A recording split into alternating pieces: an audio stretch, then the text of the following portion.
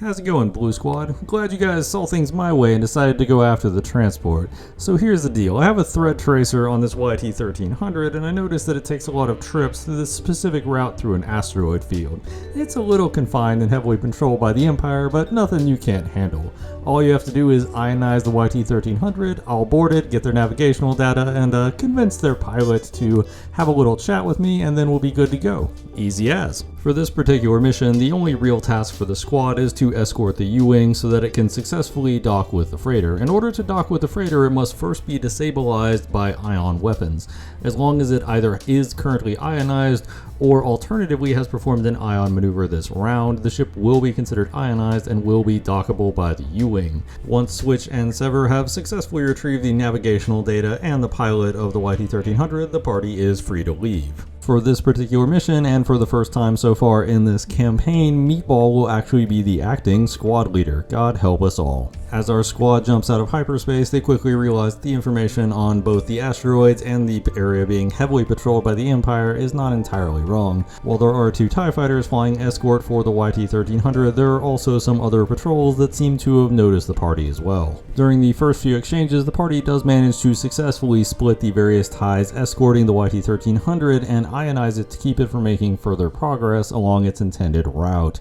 Ultimately, Starbone, while it looks like he gets himself into a spot of trouble with a trio of TIE fighters, is able to successfully evade enough of their attacks and only take minimal damage. With that being said, Slacks was not so lucky. Slacks ended up in a head-on with a TIE Interceptor, suffering 3 damage, and then the same TIE Interceptor, upon doing a Korrigan turn, immediately inflicted another 3 damage. This immediately knocked Slacks out of the fight uncomfortably early into the mission. Fortunately, Slacks only suffered a minor concussion and was ultimately fine, albeit with some less experience. While that was happening, the squad did manage to successfully ionize the YT-1300 and initiate a docking operation with the U-Wing. It would likely take several turns for Switch and Sever to successfully retrieve any of the data they were looking for. Up to this point in the mission, the squad had finished off several of the TIEs, but not all of them, and at this point, an ominous voice comes over the comms. If you wish to find a womp rat, you just follow the garbage.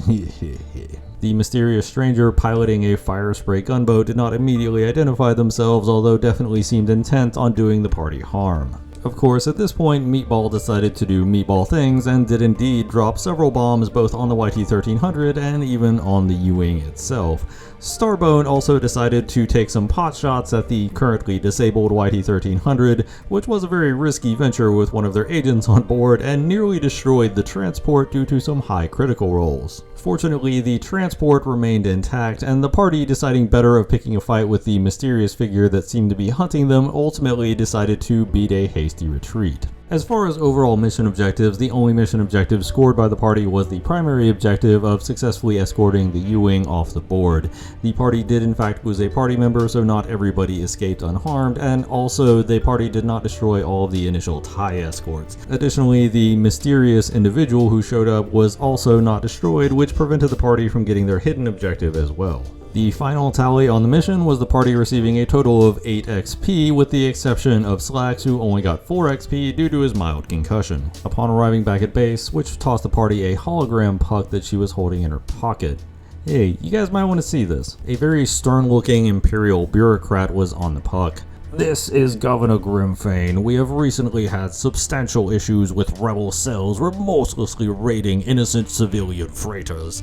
I am offering a bounty of 250,000 credits per head, dead or alive, for any of these rebel commerce raiders. This rebel scum's existence insults our grand empire and must be dealt with. Switch cocks an eyebrow at the party.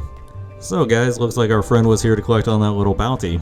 Seems like you might run into him or another bounty hunter again in the future. Might want to keep your eyes open. Later on, as Switch is trying to get information from the navigational data and also get information from the pilot, the party hears an emergency broadcast from Commander Pharaoh. Attention, all pilots, scramble, scramble, incoming Imperial forces. And that wraps up this particular adventure. Stay tuned for the thrilling conclusion. Make sure to like and subscribe if you want to see more of these videos. As always, danke bitte, tschüss.